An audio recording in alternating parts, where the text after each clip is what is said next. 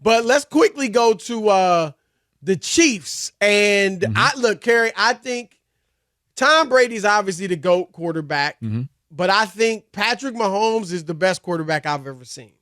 And I think if, he's got to accomplish more to be able to catch or surpass Brady. But just as far as playing the position, he's the best I've seen. But this year, way down, not in the MVP conversation. And a lot of it, I think, yes, he could play better, but his receivers or lack thereof is glaring. Yeah. And I feel like the Chiefs front office is taking him for granted. And like they after they won it last year without Tyreek and only had Juju Smith-Schuster in addition to these other guys that are still on the team, I think they felt like, hey, as long as we got Patrick, we can, have anybody at receiver. Right. And now I'm looking at the fact that DeAndre Hopkins wanted to go there, and they didn't even attempt to sign him. And so I don't think they're going to win the Super Bowl this year. I'm not writing them off because their defense is great and you still have Mahomes and Kelsey. Yeah. But I think they made a huge mistake by not strengthening that receiver core, particularly with DeAndre Hopkins. Yeah, I think when you have somebody like that out there, knowing that you have a little bit of a talent gap at the receiver position where it's been in the past, right? So, you definitely made a mistake there. But I think when you have those high-level quarterbacks like a Patrick Mahomes, like an Aaron Rodgers, like a Tom Brady, right? When you have those guys, you expect those guys to elevate the talent around them. And I think that's what they were going into the season predicting. But again, I think you got to do everything you can as a front office to bring in talent. And I think we're starting to see that. Those anomalies of those Brady years when he was getting to the Super Bowl and having those type of years with, Deion Branch being his number one receiver, which is one of my good friends, a Louisville guy. Obviously, I'm not talking about him not being a good player. He was the MVP of the Super Bowl, but he wasn't a top tier guy, a number one guy that you would normally bank on. So you would see Tom Brady elevate those guys. So if Patrick Mahomes is on that level, you would expect him to do the same. So I think that's where they stand. I don't think he's having a down year. I think he's playing well. I just think he's had some unfortunate things happen as the season's gone on. Well, you brought up the great point because, again, it's almost like he's competing with Brady. Like, that's the guy he's really competing with. He's won 2 Super Bowls already.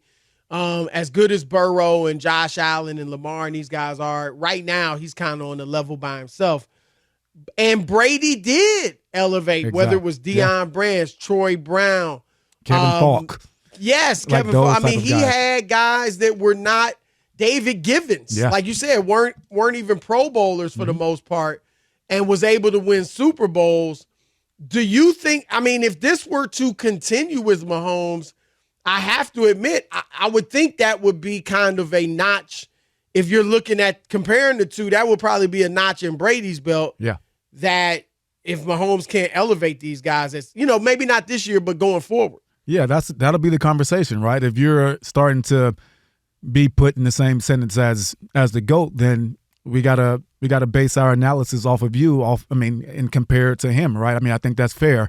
And again, we're talking about somebody. They're still they're 8-5, I think. They're not like out of it. Exactly. You know what I mean? And still has a chance to do what they need to do. But I don't think that they're at this moment the same team or a team that's even. I think the favorite right now is Baltimore, and I think that's where it is. I know I'm a little biased there, but I also think their play has warranted that, right? So I think we'll see. And the beautiful part about the season, we get to play it out and see how it lands. But he has to step up, and he can't start to get frustrated. And I think the frustration is starting to show a little bit.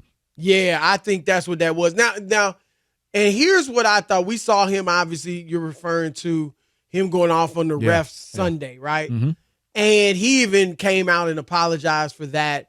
I think, Kerry, now I don't know what's going on behind closed doors, but he doesn't seem like the guy to get on his receivers like that. Yeah. And I in the press conferences, I think he's right to take the hits, right? With MVS dropping that pass, he said, I could have thrown it a foot shorter, and he put it right there in his breadbasket, right? But I mean, I like him taking the hits publicly, but I do think, Kerry, behind the scenes, I think at practice he could go into the receiver's room during film, whatever.